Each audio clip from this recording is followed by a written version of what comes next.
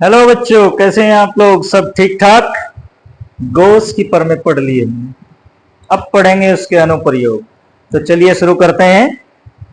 एक अनंत लंबाई के एक समान आवेशित सीधे तार के कारण विद्युत क्षेत्र की तीव्रता। एक समान आवेशित अनंत लंबाई का तार जिसको दिया गया है धनावेश, जिसे दिया गया है धनावेश, और जब किसी तार पर धनावेश होता है तो उसके कारण विद्युत क्षेत्र की तीव्रता उसके पृष्ठ के लंबवत बाहर की ओर, पृष्ठ के लंबवत बाहर की ओर, इस प्रकार पृष्ठ के लंबवत बाहर।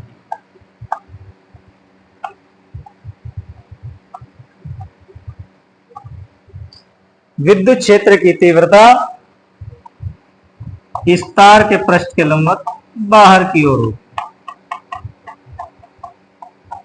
अनंत लंबाई का लंबा सीधा तार है तो अनंत लंबाई यानी ऐसी लंबाई जिसको मापना संभव नहीं है, तो इस पर आवेश कितना होगा यह भी ज्ञात करना संभव नहीं है। तो फिर किया क्या जाए? अनंत लंबाई का तार है, इसके कारण विद्युत क्षेत्र की तीव्रता ज्ञात करने के लिए इस तार की इकाई लंबाई पर कितना आवेश है यह ज्ञात कर सकते हैं। अगर इस तार का रेखीय आवेश घनत्व लैम्बडा है तो रेखीय आवेश घनत्व की परिभाषा के अनुसार लैम्बडा बराबर Q अपॉन L, या आवेश की मात्रा होगी Q बराबर लैम्बडा। इकाई लंबाई पर उपस्थित आवेश की मात्रा ज्ञात कर सकते हैं। यदि इस तार के कारण किसी बिंदु पर विद्युत क्षेत्र की तीव्रता ज्ञात करनी है तो इस तार के कारण किसी दूरी पर कोई बिंदु ले लेते हैं। मान लिया इस तार से स्मॉल r दूरी पर कोई बिंदु P है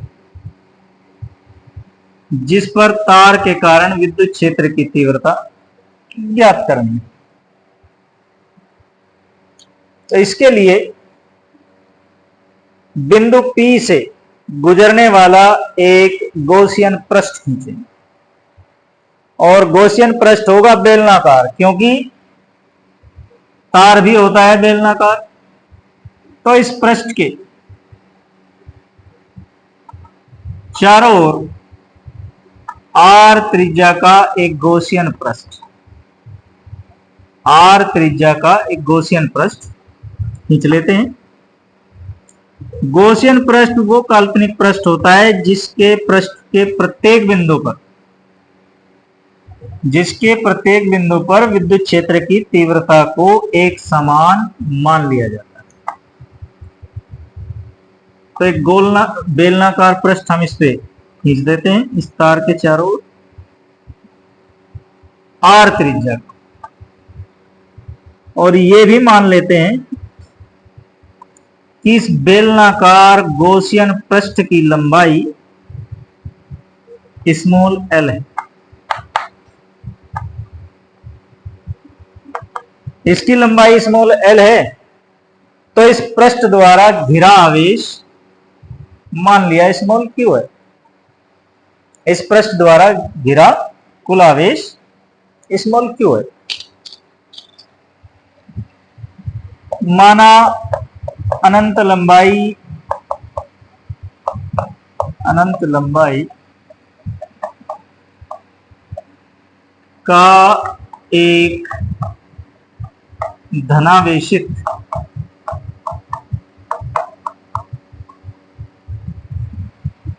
तार जिसका रेखीय आवेश घनत्व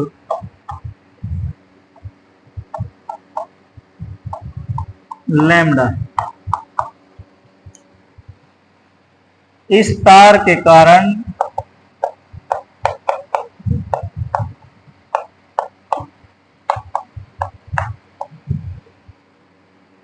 स्मॉल r दूरी पर विद्युत क्षेत्र की तीव्रता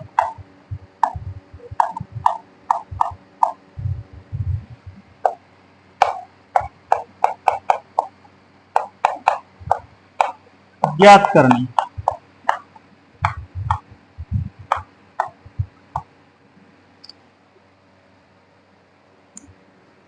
इसके लिए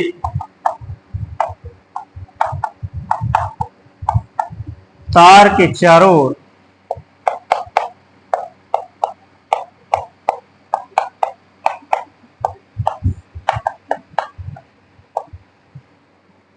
स्मॉल r त्रिज्या का एक गॉसियन पृष्ठ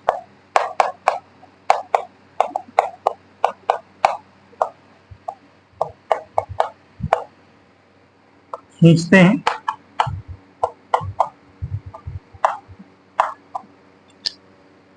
जैसा कि चित्र में दिखाया गया है। इस बेलनाकार गॉसियन पृष्ठ में दो तरह की सतह हैं, ये वक्राकार सतह और ये समतल सतह। जैसे ये कोई बेलनाकार पृष्ठ है तो ये इसकी वक्राकार सतह और ये समतल सतह। तो दो समतल सतह हैं, एक यहां और एक यहां, समतल सतह। और ये वक्राकार सतह, वक्राकार पृष्ठ।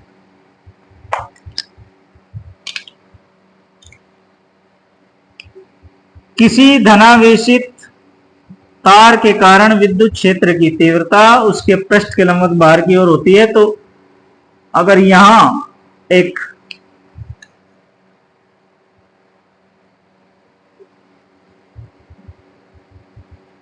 छोटा सा क्षेत्रफल ds मान लिया जाए तो इस बिंदु पर विद्युत क्षेत्र की तीव्रता गॉसियन पृष्ठ के लंबवत बाहर की ओर होगी, गॉसियन पृष्ठ के लंबवत बाहर की ओर होगी।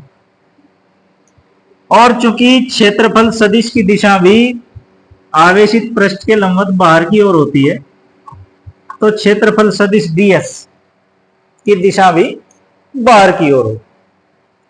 इसका मतलब ये हुआ कि यहां E और ds के बीच का कोण 0, थीटा बराबर 0। परंतु ये जो समतल पृष्ठ है इसमें ऐसा नहीं है। क्यों? क्योंकि क्षेत्रफल सदिश तो होता है पृष्ठ के लंबवत बाहर की ओर सदैव, और यहां विद्युत क्षेत्र की तीव्रता की दिशा ये होगी तार के पृष्ठ के लंबवत बाहर की ओर। क्षेत्रफल सदिश हमेशा पृष्ठ के तल के लंबवत बाहर की ओर, और विद्युत क्षेत्र की दिशा इस तार के पृष्ठ के लंबवत बाहर की ओर। ये जो छोटा सा क्षेत्रफल हमने यहां माना है इसकी दिशा पृष्ठ के लंबवत बाहर की ओर। तो समतल पृष्ठों पर विद्युत क्षेत्र की तीव्रता और क्षेत्रफल सदिश के बीच का कोण 90 अंश, यहां थीटा 90 अंश। क्लियर बच्चों? चलिए अब गॉसियन पृष्ठ से गुजरने वाले कुल विद्युत फ्लक्स का मान ज्ञात करते हैं।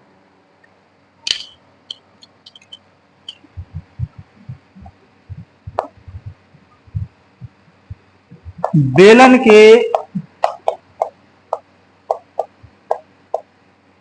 वक्र पृष्ठ से गुजरने वाला फ्लक्स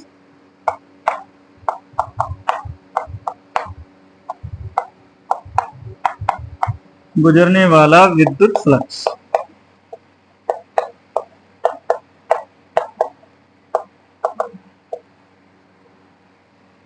फाई E1 इसको मान लेते हैं, और ये होगा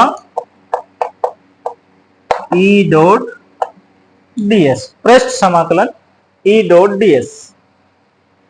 वक्र पृष्ठ की बात कर रहे हैं तो E D S cos theta, और वक्र पृष्ठ पर थीटा की वैल्यू 0।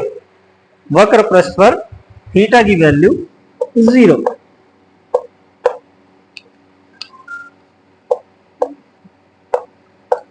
ई डी एस कोस 0, कोस 0, सिंस कोस 0 बराबर 1, सो फाई E1 बराबर ई डी एस। इस पूरे वक्र पृष्ठ पर चाहे इस बिंदु, इस बिंदु, इस बिंदु, किसी भी बिंदु पर आप विद्युत क्षेत्र की तीव्रता ले, वो एक समान होगी। तो वक्र पृष्ठ के लिए विद्युत क्षेत्र की तीव्रता E नियत है, और नियत भौतिक राशि का समाकलन नहीं होता, इसलिए इसे समाकलन से बाहर ले लेते।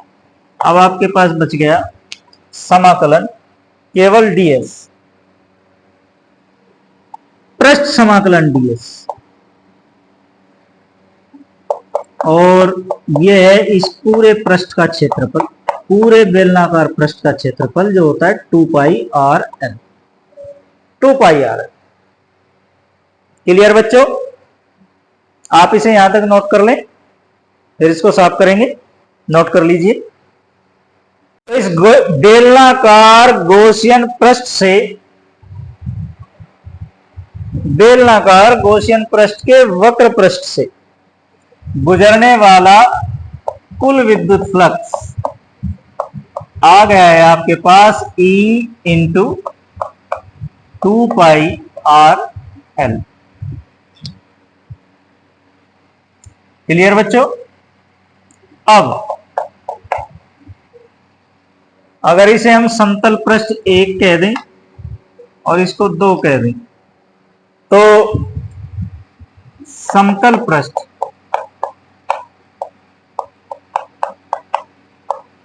एक से गुजरने वाला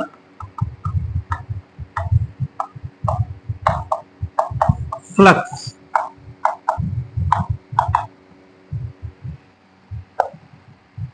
फाई E2, इसको 2 कह देते हैं क्योंकि 1 हम पहले ले चुके हैं। 2 और 3, ये वक्र पृष्ठ को हमने पृष्ठ 1 मान लिया। कितना होगा बच्चों? E डॉट ds और E ds cos 90, क्योंकि समतल पृष्ठों पर ds और E के बीच का कोण 90 अंश है, और ये आप लोग जानते हैं कि cos 90 बराबर 0। इसका मतलब फाई E2 इक्वल्स टू 0। इसी प्रकार ये जो समतल पृष्ठ है, दूसरा समतल पृष्ठ इसका, समतल पृष्ठ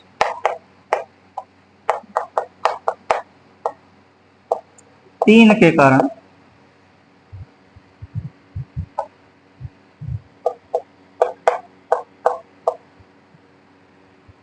समतल पृष्ठ 3 से गुजरने वाला फ्लक्स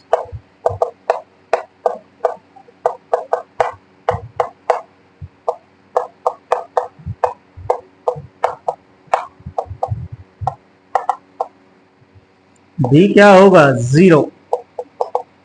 क्यों? क्योंकि वहां भी विद्युत क्षेत्र की तीव्रता और क्षेत्रफल सदिश के बीच का कोण 90 अंश। क्लियर बच्चों? तो इस पूरे बेलनाकार पृष्ठ से कुल फ्लक्स कितना पास हुआ? इतना, इतना, इतना, इतना, इतना, तीनों को जोड़ देंगे। अतः गॉसियन पृष्ठ से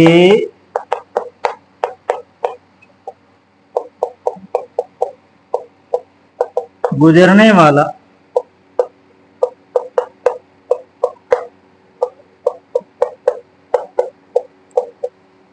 कुल फ्लक्स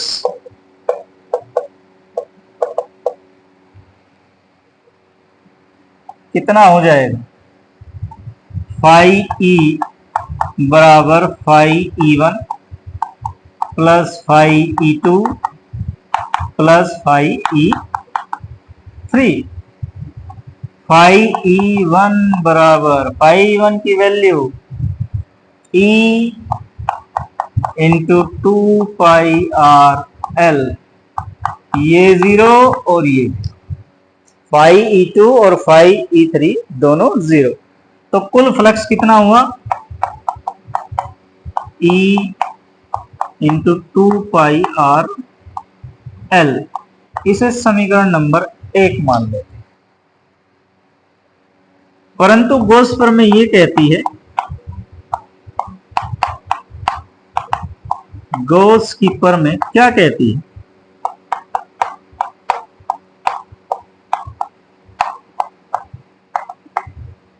क्या कहती है बच्चे, कि किसी बंद पृष्ठ से गुजरने वाला कुल विद्युत फ्लक्स, तो भैया ये होता है Q अपॉन एप्सिलॉन नॉट। समीकरण नंबर 2, इसे आप नोट कर लीजिए, फिर साफ करेंगे इसको, नोट कर लें। गॉस की प्रमेय कहती है किसी बंद पृष्ठ से गुजरने वाला कुल विद्युत flux Q upon epsilon not होता है। और हमने बेलनाकार पृष्ठ से, इस बेलनाकार गॉसियन पृष्ठ से गुजरने वाला कुल फ्लक्स निकाला है E इंटू 2πrl। तो ये भी कुल फ्लक्स, ये भी कुल फ्लक्स। समीकरण 1 व 2 की तुलना करने पर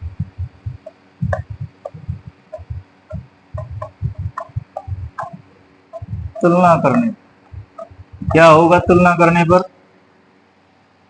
ये एक दूसरे के बराबर होंगे जब दोनों ही कुल फ्लक्स हैं, ये भी कुल फ्लक्स। और या इसे हम क्या लिख सकते हैं, E बराबर Q upon 2πrl epsilon not. जैसा कि हमने शुरू में बताया था कि अनंत लंबाई के चालक के लिए नहीं, इकाई लंबाई पर कितना आवेश है वो निकाल लिया है हमने। इसका रेखीय आवेश पृष्ठ घनत्व, सिंस क्योंकि Q बराबर लैम्डा, तो यहां हम रख देंगे Q के स्थान पर lambda L। 2πrl epsilon naught, L से L कैंसिल हो जाता है और ये बचा है lambda upon 2π epsilon naught into R। या हम इसे इस तरह से लिख लें, E बराबर 1 upon 2π epsilon naught into lambda upon R। ये एक लंबे सीधे अनंत लंबाई के आवेशित तार के कारण तार के निकट किसी बिंदु पर विद्युत क्षेत्र की तीव्रता का सूत्र है। इससे स्पष्ट होता है ये विद्युत क्षेत्र की तीव्रता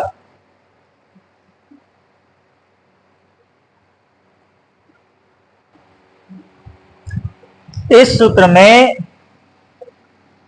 1 अपॉन 2π एप्सिलॉन नॉट और लैम्डा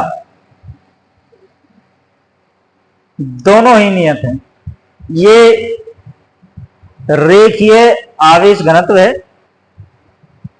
और ये 2π एप्सिलॉन नॉट, दोनों कांस्टेंट है, दोनों नियतांक है। तो इस प्रकार हम ये कह सकते हैं कि एक लंबे सीधे अनंत लंबाई के चालक तार के कारण विद्युत क्षेत्र की तीव्रता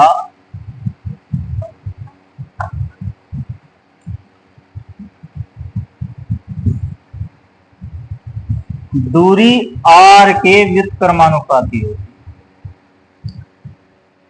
r के व्युत्क्रमानुपाती होती है। अर्थात यदि तार से दूरी बढ़ेगी, बिंदु P की दूरी अगर बढ़ा दें तो विद्युत क्षेत्र की तीव्रता घट जाएगी। अगर हम E और R के बीच ग्राफ खींचें, एक ग्राफ खींच दें E वर्सेस R, E और R के बीच, तो वो कुछ ऐसे इस तरह से।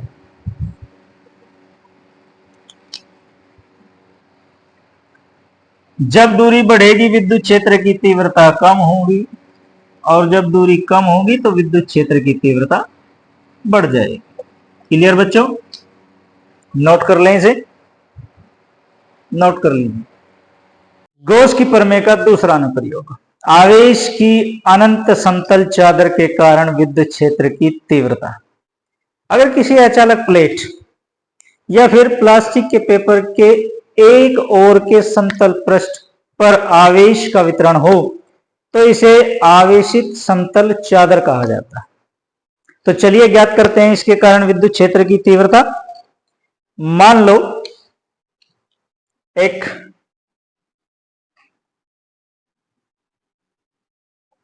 धनावेशित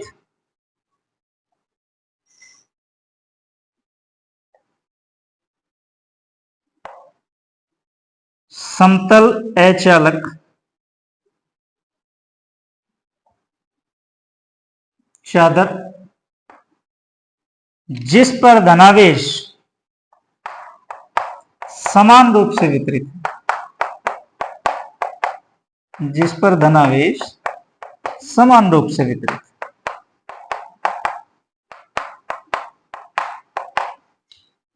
इसके निकट कोई बिंदु P है जिस पर इस समतल चादर के कारण विद्युत क्षेत्र की तीव्रता ज्ञात करनी। तो इसके लिए इस चादर के आर पार एक गॉसियन पृष्ठ की कल्पना करते हैं, एक गॉसियन पृष्ठ खींचते हैं, और गॉसियन पृष्ठ बेलनाकार गॉसियन पृष्ठ P से होते हुए चादर के आर पार एक गॉसियन पृष्ठ, चादर के आर पार एक गॉसियन पृष्ठ खींचते हैं, बेलनाकार गॉसियन पृष्ठ।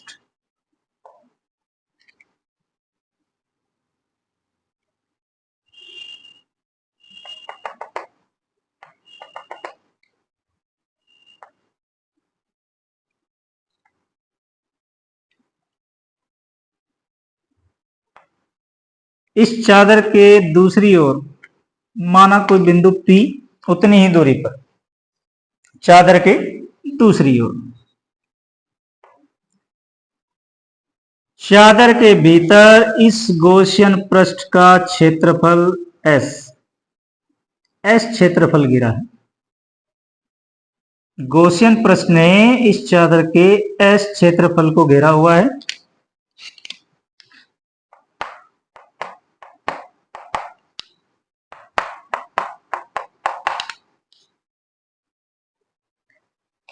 अगर ये मान लिया जाए कि इस आवेशित चादर का आवेश पृष्ठ घनत्व सिग्मा है, तो ये जो S क्षेत्रफल इस गॉसियन पृष्ठ ने, इस बेलनाकार गॉसियन पृष्ठ ने घेरा है, इस पर आवेश इस प्रकार निकाल सकते हैं, सिग्मा बराबर Q अपॉन S। तो फिर इस S क्षेत्रफल में आवेश की मात्रा इतनी है, सिग्मा इंटू S। क्लियर बच्चों? बिंदु P की बात करते हैं। बिंदु P पर विद्युत क्षेत्र की दिशा चादर के पृष्ठ के लंबवत बाहर की ओर हो। अगर बिंदु P का क्षेत्रफल सदिश ds है, तो इस ds की दिशा भी इस बिंदु पर विद्युत क्षेत्र की दिशा में ही होगी, क्योंकि क्षेत्रफल सदिश की दिशा भी पृष्ठ के लंबवत बाहर की ओर होती है और धनावेशित प्लेट के कारण विद्युत क्षेत्र की तीव्रता भी पृष्ठ के लंबवत बाहर की ओर होती है। तो यहां E और ds के बीच का कोण 0 है। इस बेलनाकार गौसियन पृष्ठ का अगर ये पृष्ठ लेते हैं, वक्र पृष्ठ, तो वक्र पृष्ठ पर क्षेत्रफल सदिश ds और विद्युत क्षेत्र की तीव्रता E के बीच 90 अंश का कोण होगा, क्योंकि यहां जो क्षेत्रफल, सूक्ष्म क्षेत्रफल हमने लिया है, उसकी दिशा पृष्ठ के लंबवत बाहर की ओर ऐसे, और विद्युत क्षेत्र की दिशा है प्लेट के लंबवत बाहर की ओर ऐसे। तो E और ds के बीच का कोण 90 डिग्री होगा। P डैश पर भी विद्युत क्षेत्र की तीव्रता पृष्ठ के लंबवत बाहर की ओर दूसरी साइड में, और P के क्षेत्रफल सदिश की दिशा भी पृष्ठ के लंबवत बाहर की ओर। क्लियर बच्चों? तो बिंदु P से गुजरने वाला फ्लक्स, वक्र पृष्ठ से गुजरने वाला फ्लक्स और बिंदु P डैश से गुजरने वाला फ्लक्स हम पहले ज्ञात करेंगे। ये जो बेलन के वक्र पृष्ठ, दोनों ओर के वक्र पृष्ठ, इन बिंदुओं पर विद्युत क्षेत्र की तीव्रता और क्षेत्रफल सदिश के बीच 90 अंश का कोण है। और आप जानते हैं अगर क्षेत्रफल सदिश और विद्युत क्षेत्र के बीच का कोण 90 अंश है, तो फिर उन बिंदुओं से गुजरने वाला विद्युत फ्लक्स शून्य होता है। माना एक धनावेशित अनंत विस्तार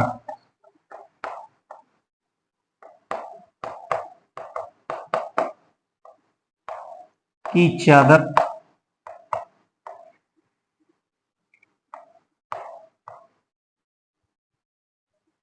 जिसका आवेश पृष्ठ घनत्व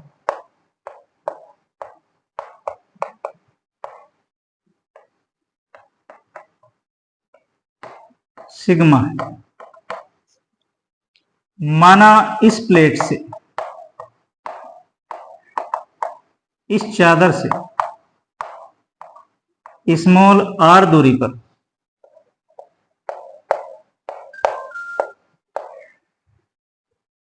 कोई बिंदु P है जिस पर विद्युत क्षेत्र की तीव्रता ज्ञात करनी है।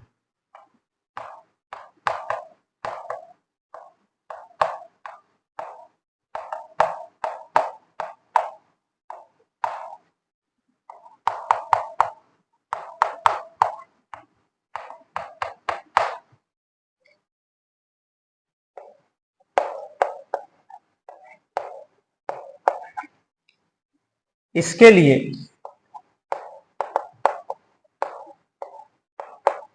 P से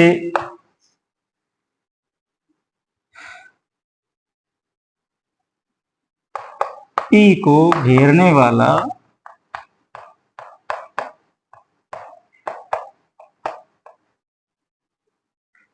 तथा चादर के आर पार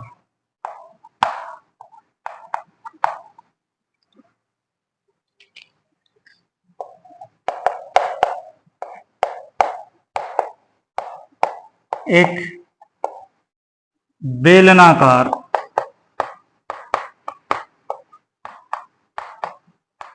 गौसियन पृष्ठ खींचते हैं।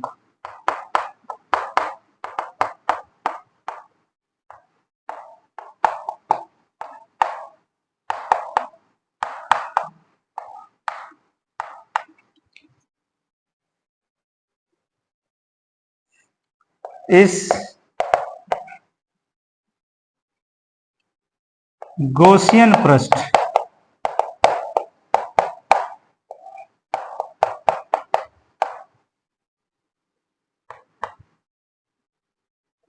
पर चादर के दूसरी ओर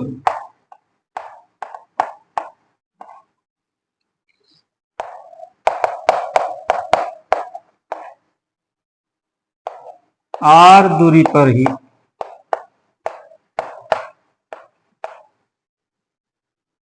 एक बिंदु दूसरा बिंदु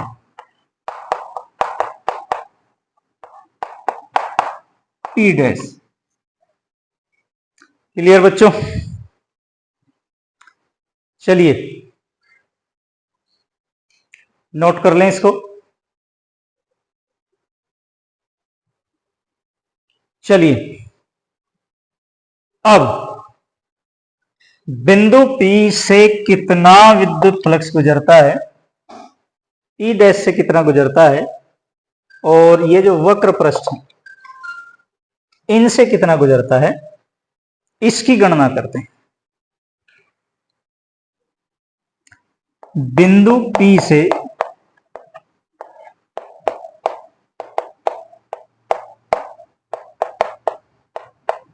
गुजरने वाला फ्लक्स, विद्युत फ्लक्स, फ्लक्स से मतलब विद्युत फ्लक्स, फाई E1 पृष्ठ समाकलन वेक्टर E डॉट ds। यहां P पर E और ds के बीच का कोण 0 है, तो इस प्रकार हम इसको लिख सकते हैं E ds cos 0, और cos 0 का मान होता है 1। इस प्रकार फाई E1 हो जाता है E ds के बराबर। P के प्रत्येक बिंदु पर विद्युत क्षेत्र की तीव्रता एक समान है, तो E को समाकलन से बाहर ले लेंगे। ds इस P का कुल क्षेत्रफल, P का कुल क्षेत्रफल, तो ये हो जाता है ES फाई E1। क्लियर बच्चों? अब बात करते हैं P डैश से गुजरने वाला।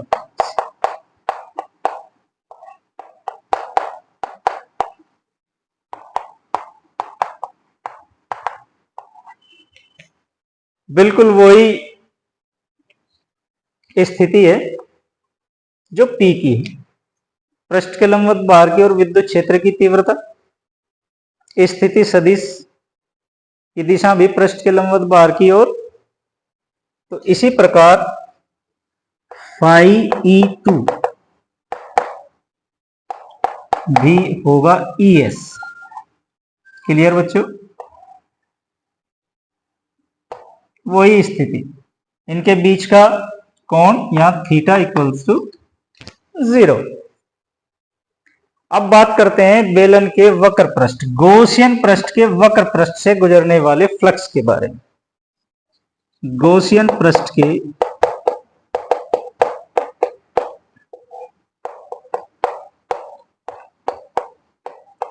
वक्र पृष्ठ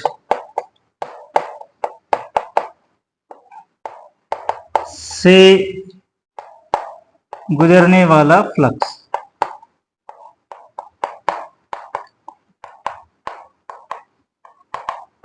गॉसियन पृष्ठ से गुजरने वाला, वक्र पृष्ठ से गुजरने वाला फ्लक्स, इसे मान लेते हैं phi E3 vector E dot ds। अब यहां थीटा है 90 डिग्री, 90 अंश का कोण बनाते हुए थीटा है। तो नोट कर लिया, ये नोट कर लेंगे, इसको नोट कर लीजिए, 1 मिनट।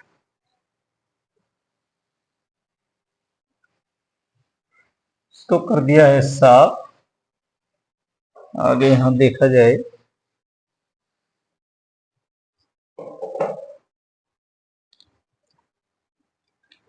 φe3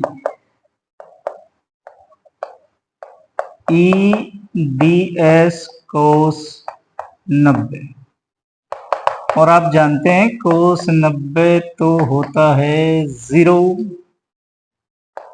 तो φe3 हो गया 0। तो समस्त बेलनाकार गॉसियन पृष्ठ से कितना फ्लक्स गुजर गया, अतः समस्त गॉसियन पृष्ठ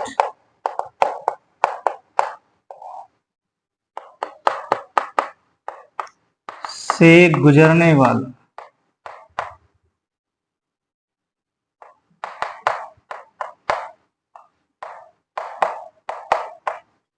विद्युत फ्लक्स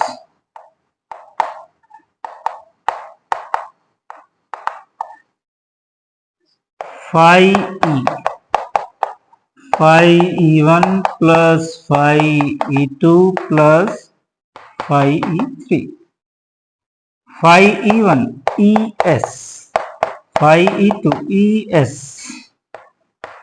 एंड φe3 0। तो इसको जब जोड़ देंगे, जब इसको जोड़ देंगे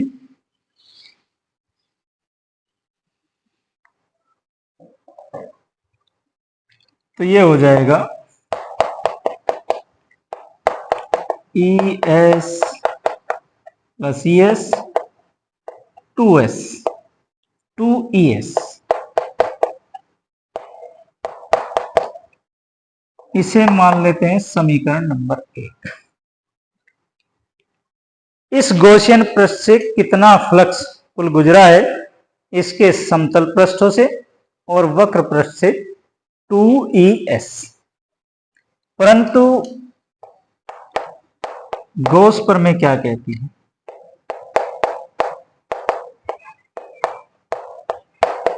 गॉस के नियमानुसार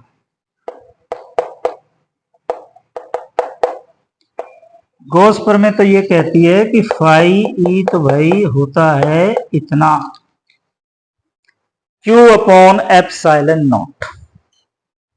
गॉसियन पृष्ठ द्वारा घिरे कुल आवेश का 1 अपॉन एप्सिलॉन नॉट।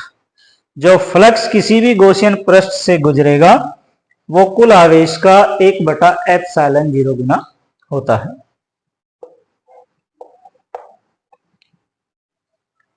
समीकरण 1 और 2 की जब तुलना करेंगे, समीकरण 1 व 2 की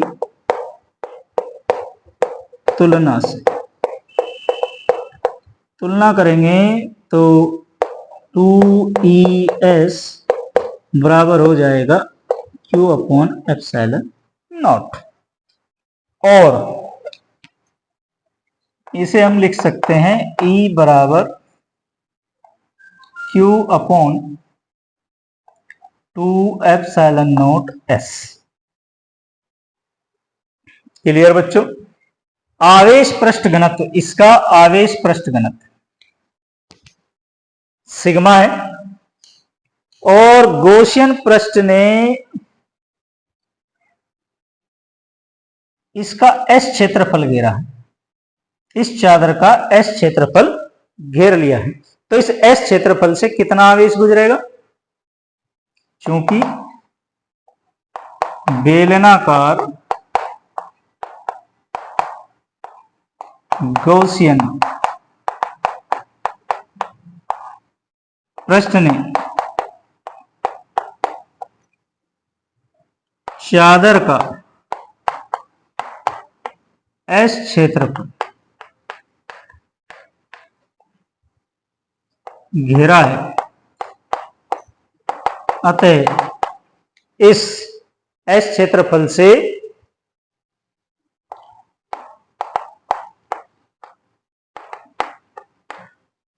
एस क्षेत्रफल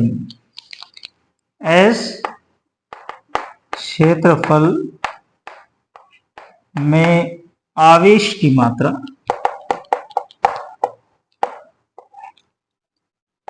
Q बराबर सिग्मा S। क्लियर बच्चों, यहां तक नोट कर लें, इसको नोट कर लीजिए। समीकरण 3 में इस आवेश का मान रख देते हैं। E बराबर Q हो गया sigma S upon 2 epsilon not S। S से S कैंसिल और E बराबर हो गया सिग्मा अपॉन 2 एप्सिलॉन नॉट।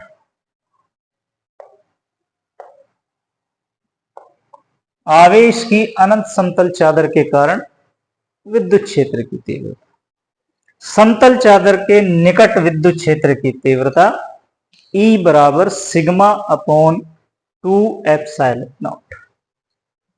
इस सूत्र से स्पष्ट है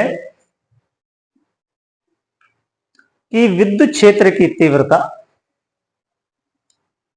इस दूरी R पर निर्भर नहीं करती।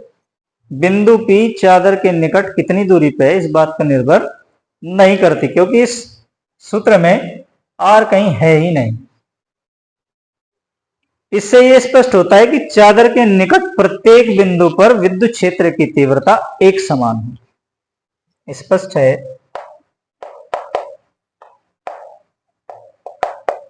E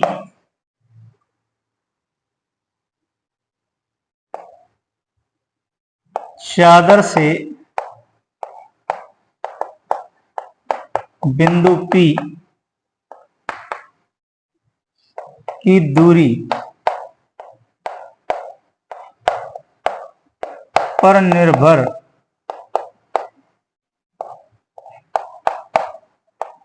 नहीं करता। चादर से बिंदु P की दूरी पर निर्भर नहीं करता, अतः चादर के निकट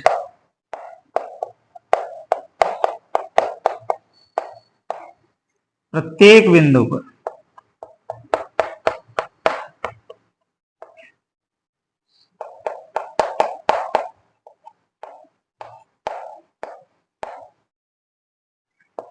विद्युत क्षेत्र की तीव्रता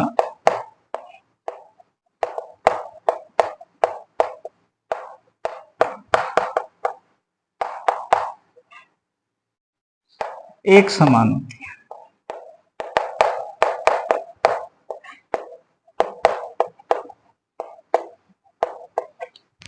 समझ गए बच्चों? नोट कर लीजिए इसे, फिर अगला प्रयोग करते हैं, अगला अनुप्रयोग पढ़ते हैं। नोट कर लें इसको। चलिए, गॉस की प्रमेय का तीसरा अनुप्रयोग। एक समान आवेशित अनंत विस्तार की एक चालक प्लेट के निकट विद्युत क्षेत्र की तीव्रता।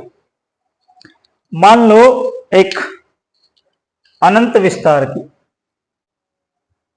चालक प्लेट है जिसे धनावेश दिया गया है, चूंकि ये चालक प्लेट है तो इसे दिया गया धनावेश इस प्लेट के दोनों समतल पृष्ठों पर समान रूप से फैल जाएगा। दोनों समतल पृष्ठों पर समान रूप से फैल जाएगा।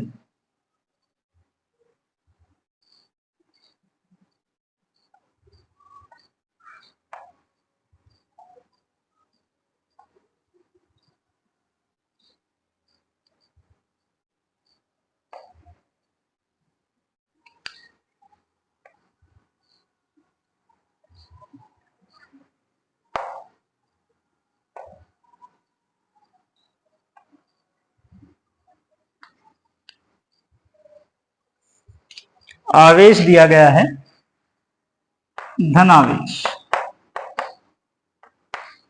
दोनों समतल पृष्ठों पर समान रूप से फैल जाएगा।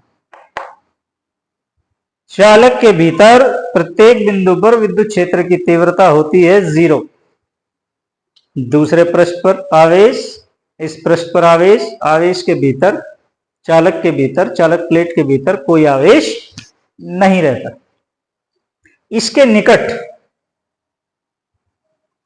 r दूरी पर कोई बिंदु P है जिस पर विद्युत क्षेत्र की तीव्रता ज्ञात करनी है। तो इस बिंदु P से होते हुए, इस बिंदु P से होते हुए एक गॉसियन पृष्ठ खींचते हैं, और गॉसियन पृष्ठ इस प्रकार खींचते हैं कि इस गॉसियन पृष्ठ का एक सिरा प्लेट के बाहर और दूसरा सिरा प्लेट के भीतर हो, दूसरा सिरा प्लेट के भीतर, इस प्रकार।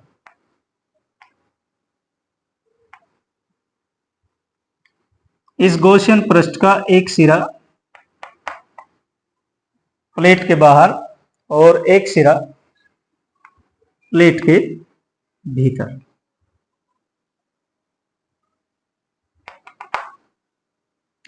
प्लेट के भीतर विद्युत क्षेत्र की तीव्रता 0, क्योंकि ये एक चालक प्लेट, विद्युत क्षेत्र की तीव्रता 0। यहां जो बिंदु P है और इस बिंदु को मान लेते हैं P डैश। इस प्लेट का आवेश पृष्ठ घनत्व सिग्मा और इस बेलनाकार गॉसियन पृष्ठ ने इस प्लेट का जो क्षेत्रफल घेरा है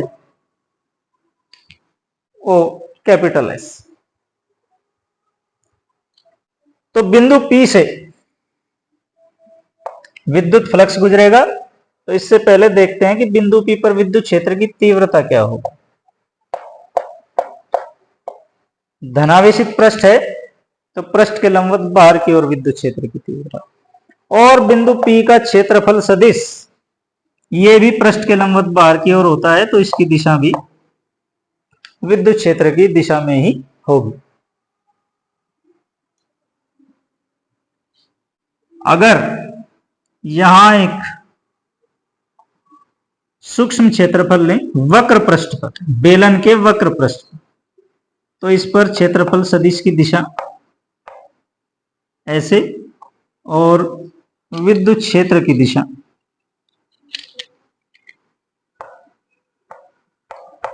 इस प्रकार।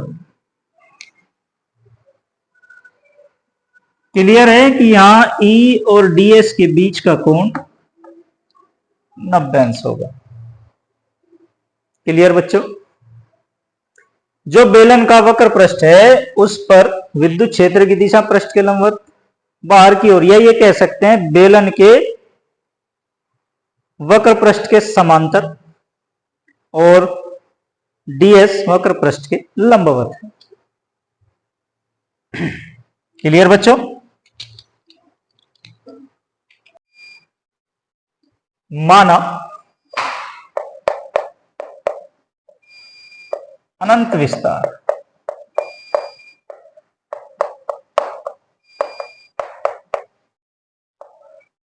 की एक धनावेशित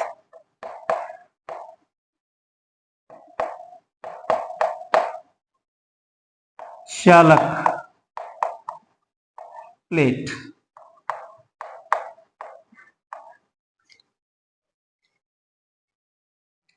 जिसका आवेश पृष्ठ घनत्व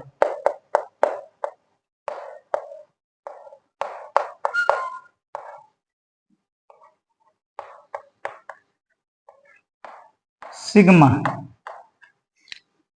इस प्लेट के निकट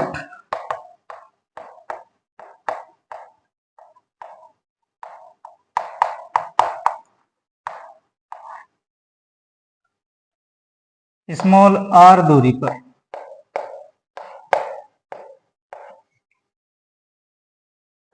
एक बिंदु P है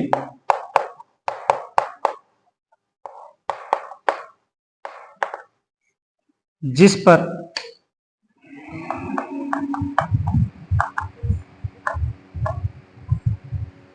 विद्युत क्षेत्र की तीव्रता ज्ञात करनी है।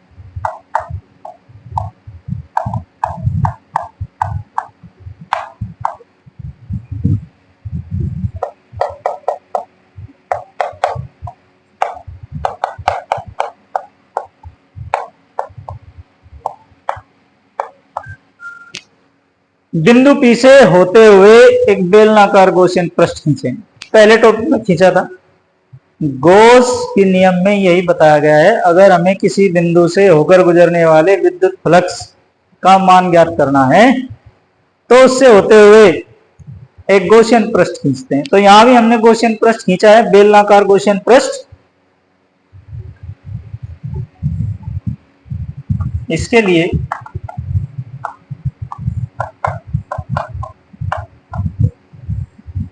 P को घेरते हुए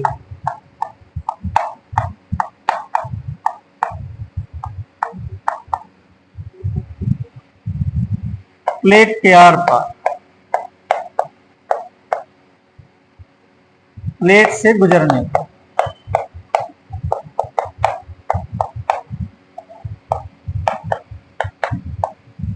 एक बेलनाकार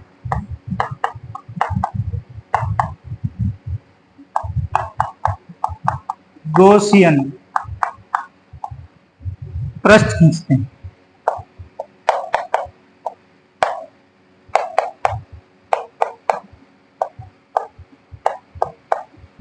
जिसका एक सिरा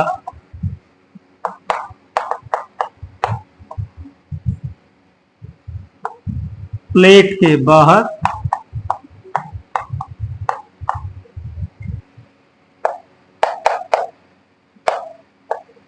तथा दूसरा सिरा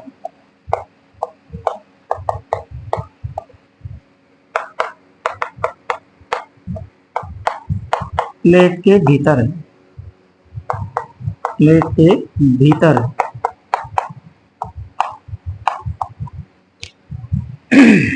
तब P से गुजरने वाला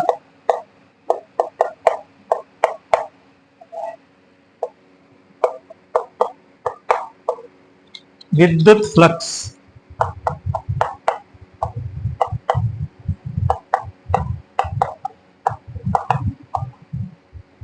मान लिया φE1 कितना होगा बच्चों?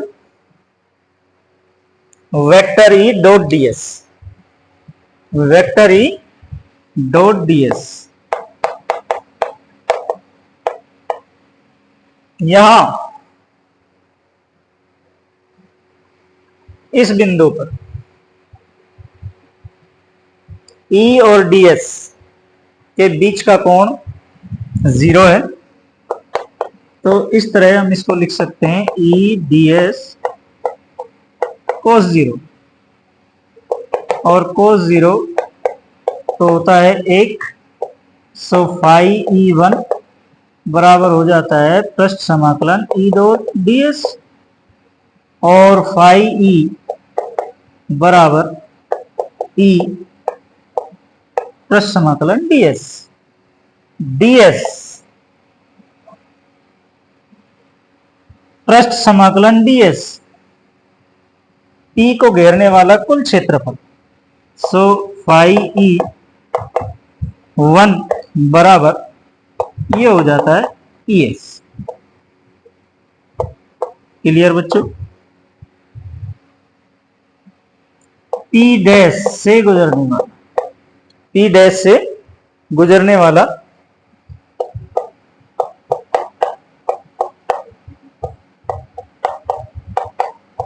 फ्लक्स, P डैश से कितना फ्लक्स गुजरेगा? यहां तो विद्युत क्षेत्र की तीव्रता 0 है, 0 है, तो इसका मतलब ये हुआ कि यहां से कोई फ्लक्स नहीं गुजरेगा। φE2 बराबर पृष्ठ समाकलन E डॉट ds या E ds। सिंस E बराबर 0, सो φE2 बराबर 0। जब E 0 है तो फिर ये पूरी समीकरण 0 हो जाएगी। क्लियर बच्चों? नोट कर लें, इसे फिर से साफ करते हैं, नोट कर लीजिए। इस बेलनाकार गॉसियन पृष्ठ के वक्र पृष्ठों से कितना फ्लक्स गुजरेगा ये देख लेते हैं। गॉसियन पृष्ठ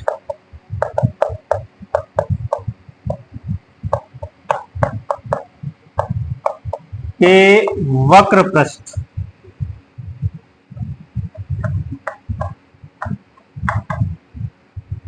से गुजरने वाला फ्लक्स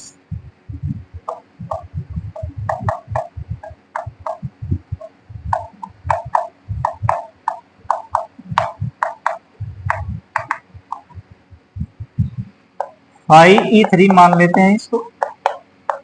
पृष्ठ समाकलन E डॉट ds और E ds cos 90।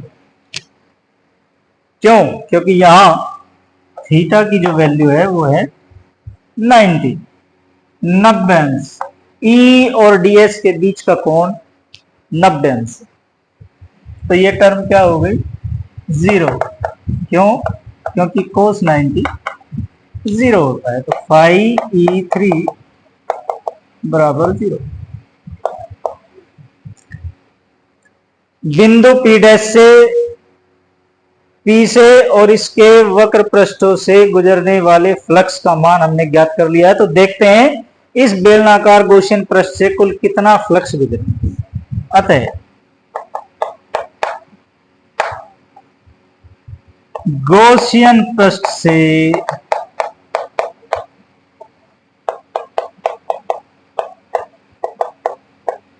गुजरने वाला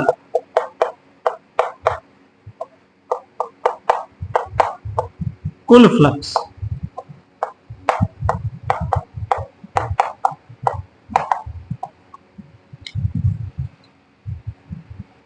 φE मान लेते हैं कुल flux, φE1 φE2 φE3 E1 ES 0 0, तो φE बराबर आ जाता है ES। इक्वेशन नंबर 1, समीकरण नंबर 1। परंतु गॉस प्रमेय कहती है कि कुल फ्लक्स तो ये होता है, परंतु गॉस नियम के अनुसार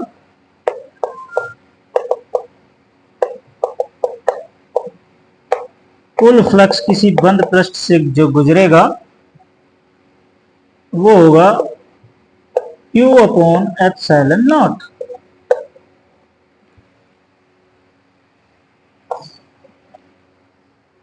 तो समीकरण 1 और 2 की तुलना कर देते हैं। 1 और 2 की तुलना कर देते हैं। बेलनाकार पृष्ठ से गुजरने वाला कुल फ्लक्स यानी गॉसियन पृष्ठ से बंद पृष्ठ है, और बंद पृष्ठ से गुजरने वाला कुल फ्लक्स होता है ये, तो ये एक दूसरे के बराबर होंगे। ES बराबर Q/ε0 और E बराबर Q/ε0S। समीकरण नंबर 3। इस गॉसियन पृष्ठ ने इस प्लेट का S क्षेत्रफल घेरा है। इस प्लेट का S क्षेत्रफल घेरा है, तो कुल कितना आवेश घेरा होगा इसने? क्योंकि इसका आवेश पृष्ठ घनत्व सिग्मा है, Q अपॉन S। तो S क्षेत्रफल पर कितना आवेश है, ये होगा Q बराबर सिग्मा S। समीकरण 3 में ये रख देते हैं, तो समीकरण 3 हो जाती है E बराबर sigma S upon epsilon not S। S से S कैंसिल, और ये आपके पास बच जाता है E बराबर sigma upon epsilon not. Clear बच्चों, नोट कर लीजिए, इसे साफ करेंगे फिर। तो इस चालक प्लेट के निकट विद्युत क्षेत्र की तीव्रता सिग्मा अपॉन एप्सिलॉन, इसमें भी दूरी r नहीं है, प्लेट से कितनी दूरी पर बिंदु P है, इस विद्युत क्षेत्र के सूत्र में दूरी r नहीं है। इसका अर्थ यह है कि विद्युत क्षेत्र की तीव्रता इस बात पर निर्भर नहीं करती कि बिंदु P प्लेट से कितनी दूरी पर। स्पष्ट है?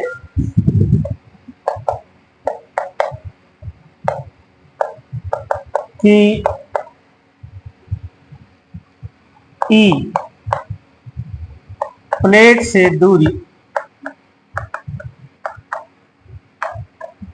R पर निर्भर नहीं करता,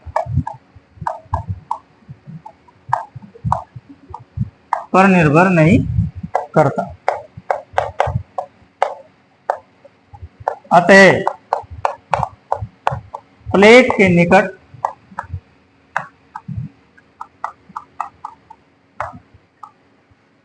सभी बिंदुओं पर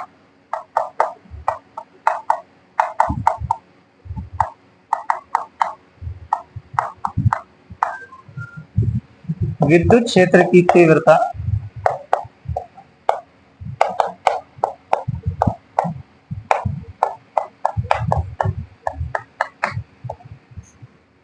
समान होंगी।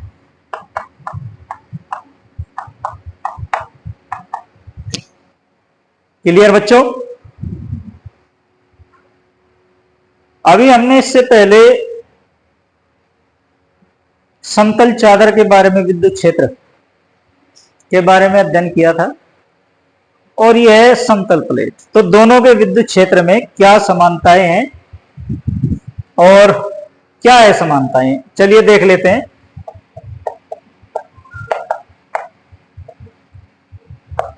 सिग्मा आवेश पृष्ठ घनत्व वाली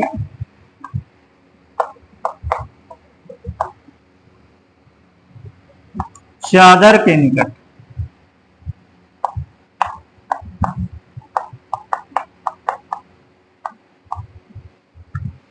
तीव्रता,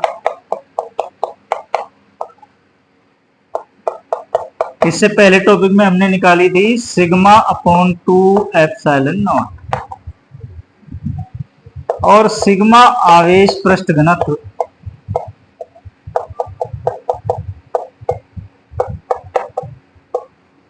वाली प्लेट के निकट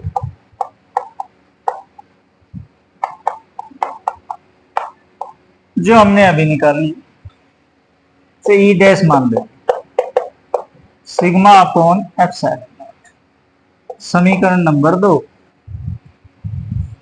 समीकरण 2 को 1 से भाग दे दें तो आपको मिलेगा ई डैश बटे ई बराबर sigma upon epsilon not, sigma upon 2 epsilon not. ये कैंसिल हो जाते हैं एक दूसरे से, और आपके पास रह जाता है ई डैश अपॉन ई बराबर 2, या इसे हम इस प्रकार कह सकते हैं ई डैश बराबर 2ई। अर्थात इसका अर्थ यह हुआ कि समतल चादर और समतल प्लेट दोनों की विद्युत क्षेत्र की तीव्रताओं में थोड़ा अंतर है। समतल प्लेट के निकट विद्युत क्षेत्र की तीव्रता ई डैश, समतल चादर के निकट विद्युत क्षेत्र की तीव्रता ई की दोगुनी होती। प्लेट के निकट विद्युत क्षेत्र की तीव्रता चादर के निकट विद्युत क्षेत्र की तीव्रता की दोगुनी होती है। क्लियर बच्चों, नोट कर लें आप इसे, फिर साफ करते हैं। चलिए, चालक प्लेट के कारण और समतल चादर के कारण उनके निकट विद्युत क्षेत्र की तीव्रताएं हमने ज्ञात कर ली हैं। अब ये देखते हैं, अगर दो आवेशित, विपरीत आवेश से आवेशित समतल प्लेट एक दूसरे के निकट रख दी जाए, एक दूसरे के समांतर रख दी जाए, तो क्या होता है। मान लीजिए एक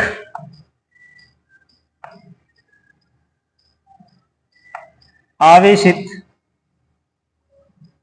समतल प्लेट, मान लो प्लेट एक, और इसी के समांतर, इसी के निकट दूसरी प्लेट रखी गई है।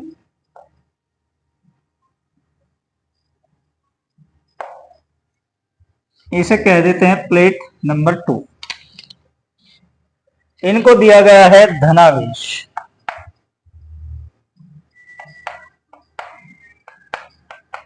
इसको धनावेश,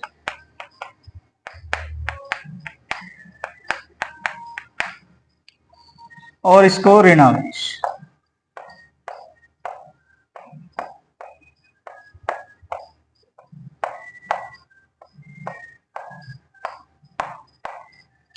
अब एक प्लेट धनावेशित, एक ऋणावेशित, क्या होगा। आकर्षण, आकर्षण।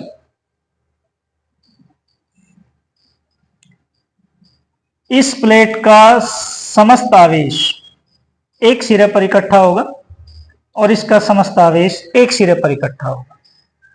यानी प्लेट के दोनों सिरों पर अब आवेश नहीं होगा, केवल आमने सामने वाले जो पृष्ठ हैं, भीतरी पृष्ठ हैं, केवल उन पर आवेश रहेगा, बाकी बाहरी पृष्ठ पर आवेश नहीं रहेगा, क्योंकि इनके बीच लगेगा आकर्षण बल। केवल भीतरी पृष्ठ, केवल भीतरी पृष्ठ। क्लियर बच्चों।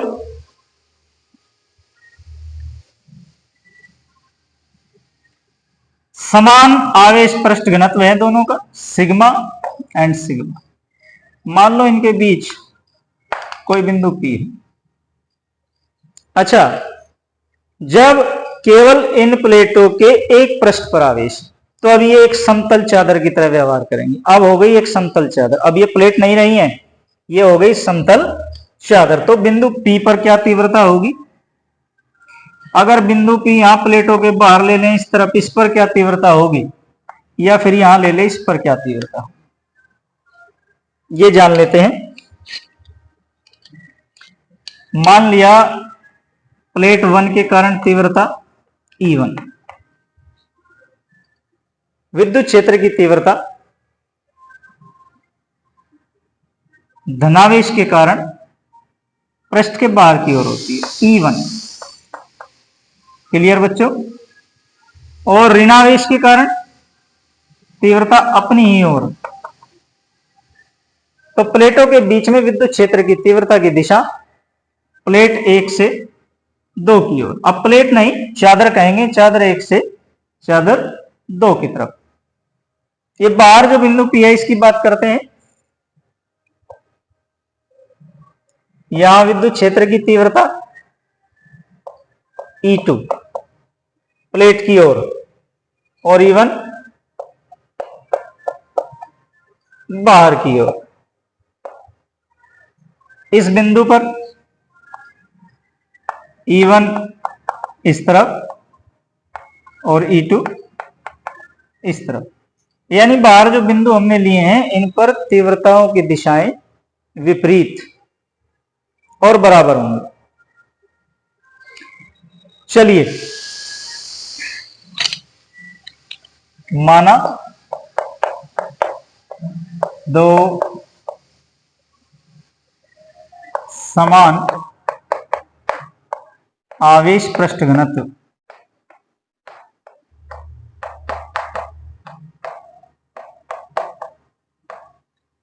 सिग्मा वाली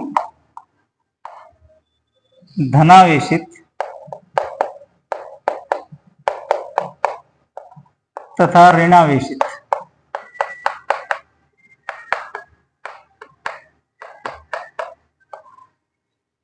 प्लेट एक दूसरे के समांतर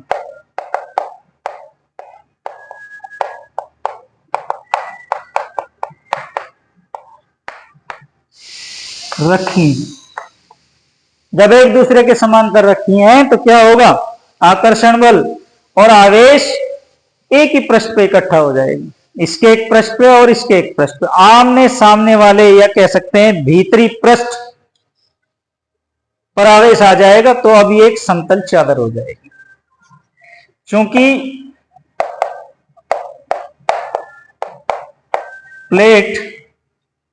प्लेटें एक दूसरे के निकट रखी हैं,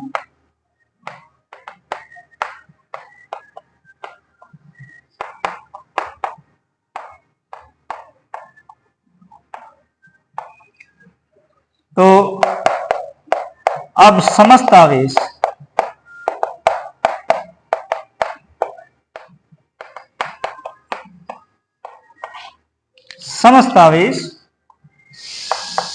प्लेटों के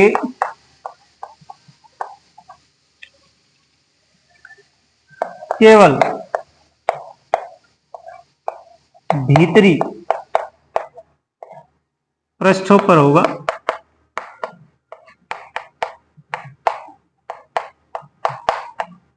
अतः अब ये एक समतल आवेशित चादर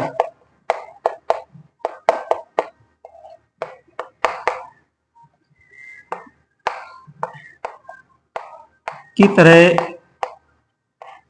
कार्य करेंगे।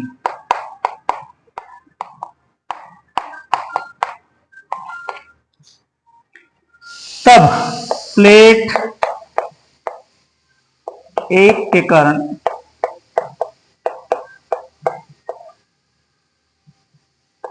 पी पर प्लेटों के बीच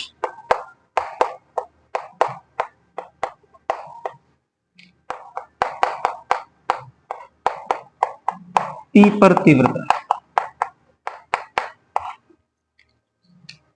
क्या होगा, यह चादर, तो चादर के कारण विद्युत क्षेत्र की तीव्रता E1 sigma upon 2 epsilon not. Plate 2 के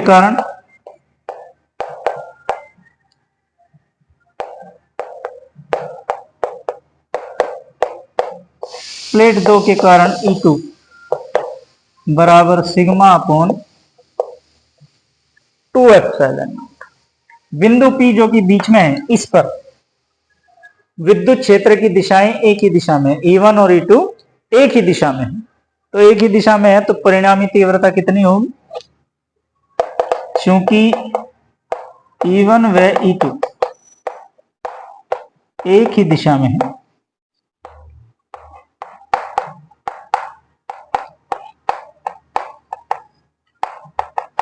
अतः P पर परिणामी तीव्रता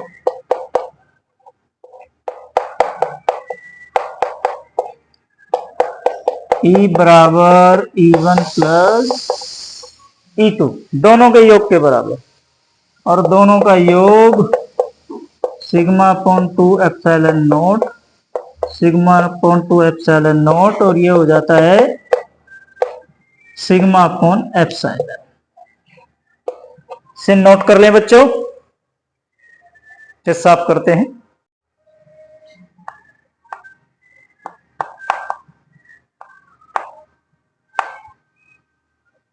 प्लेटों के बीच में विद्युत क्षेत्र की तीव्रता ई बराबर सिग्मा अपॉन एप्सिलॉन नॉट।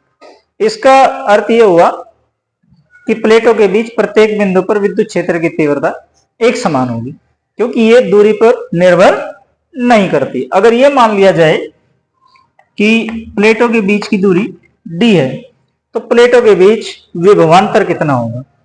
यदि प्लेटों के बीच की दूरी स्मॉल d है, तो इनके बीच विभवांतर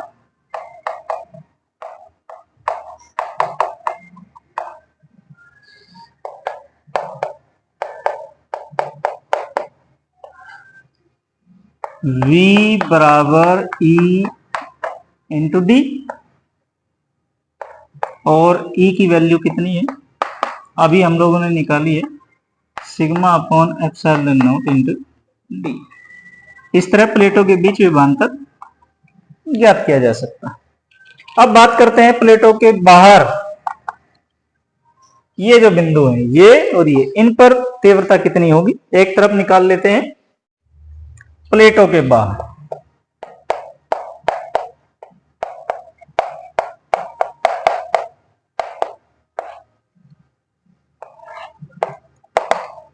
प्लेट एक के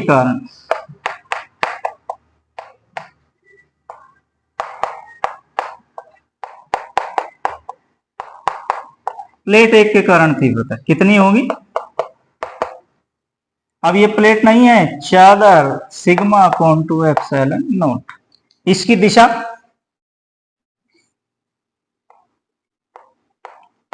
प्लेट 1 से बाहर की ओर,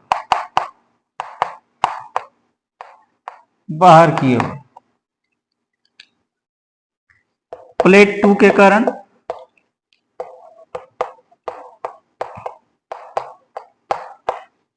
भी उतनी ही तीव्रता होगी, क्योंकि प्लेट के निकट सभी बिंदुओं पर तीव्रता होती है समान। इसकी दिशा प्लेट 1 की ओर, दिशाएं विपरीत हैं, तो P पर परिणामी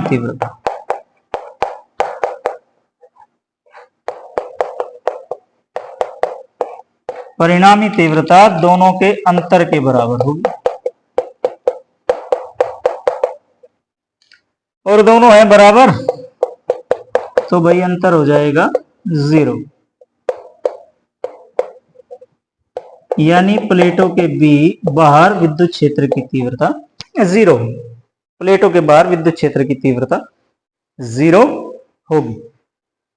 ये तो एक धनावेशित और एक ऋणावेशित प्लेट की बात चल रही थी। अगर ये मान लें कि दोनों प्लेट धनावेशित,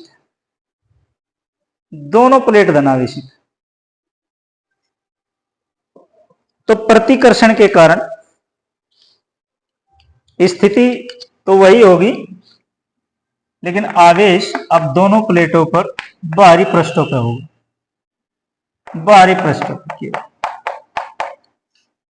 होगा एक ही पृष्ठ। तो इस स्थिति में प्लेटों के बीच यदि विद्युत क्षेत्र की तीव्रता ज्ञात की जाए, प्लेट 1 और 2 के कारण, 1 के कारण तीव्रता और 2 के कारण, 1 के कारण तीव्रता की दिशा ये, और 2 के कारण, 2 के कारण ये और 1 के कारण ये, दिशाएं विपरीत, दोनों में दिशाएं विपरीत, तो यहां E बराबर 0। अगर समान आवेशित, समान प्रकृति का आवेश है प्लेटों पर, तो उनके बीच विद्युत क्षेत्र की तीव्रता 0 होगी। और बाहर की अगर किसी बिंदु पर हम निकालते हैं, इसी प्रकार जैसे इससे पहले टॉपिक में हमने निकाली है, तो यहां इस बिंदु पर प्लेट 1 के कारण और प्लेट 2 के कारण, दोनों के कारण विद्युत क्षेत्र की दिशा समान होगी।